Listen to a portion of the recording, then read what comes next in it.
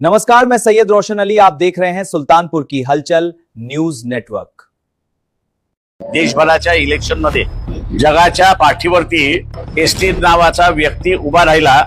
त्यांनी शरीर शोषण याचा व्यवसाय सुरुवात केलाच, पण त्याच्याच बरोबर 15, 16, 17 वयाच्या असणाऱ्या मुलं मुली जगभरातल्या वापर करत त्यांनी एक रॅकेट उभं केलं की ज्या रॅकेट मध्ये पंतप्रधान नरेंद्र मोदी हे सुद्धा त्याच्या सल्ल्याप्रमाणे वागतात।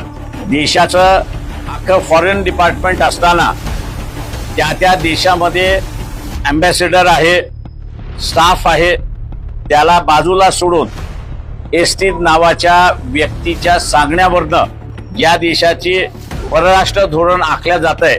आणि हा माणूस हा पंतप्रधान नरेंद्र मोदी यांना सांगतो की या दोन राष्ट्रांना तुम्हाला खुश करायचं असेल तर तुम्ही मुजरा केला पाहिजे त्यांच्या समोर।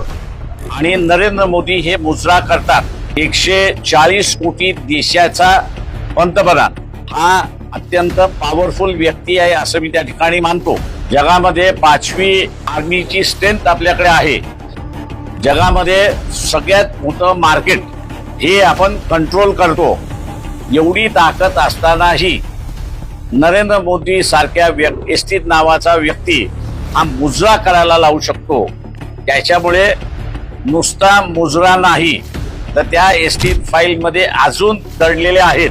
दुर्दैवाने ट्रम्प यांनी उरलेली माहिती अजून बाहेर काढलेली नाही, पण नरेंद्र मोदींना मागच्या 2 महिन्यामध्ये खाडी युद्धामध्ये कशा रीतीने नाचवलं जातंय याचं उदाहरण आपल्या सगळ्यांसमोर आलेलं आहे।